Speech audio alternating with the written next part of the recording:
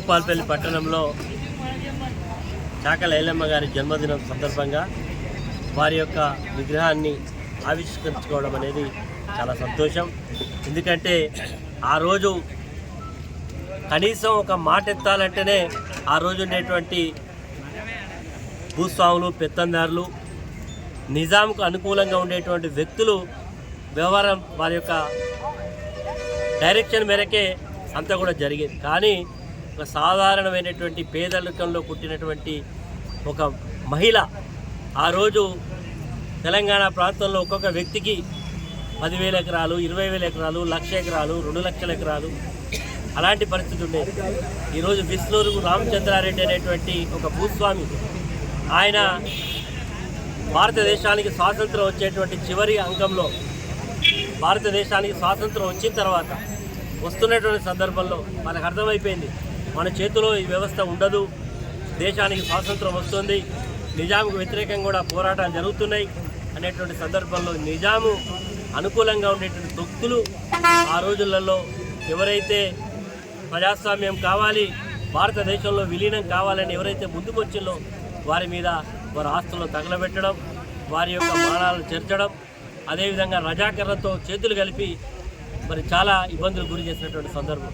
అయినప్పటికీ కూడా ఒక మహిళ వీరత్వంతో మరి ఆనాడు ఒండు నడుముకు చుట్టి గొడవలు చేతబట్టి పోరాటం చేసినటువంటి నాయకురాలు చాకలి ఐలమ్మ గారు.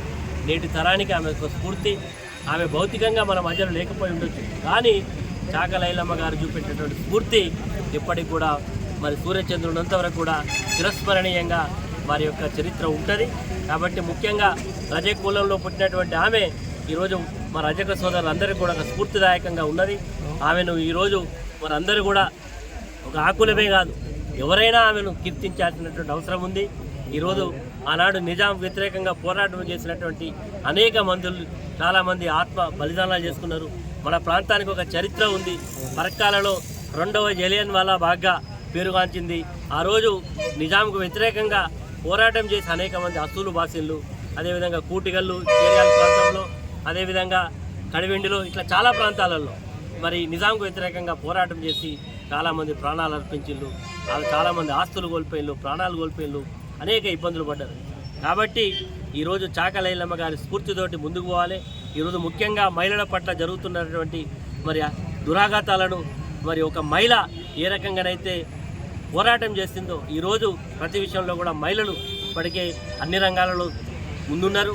ఇప్పటికీ ఉద్యోగం, రాజకీయ రంగాలలో కూడా మహిళలు ఉన్నారు.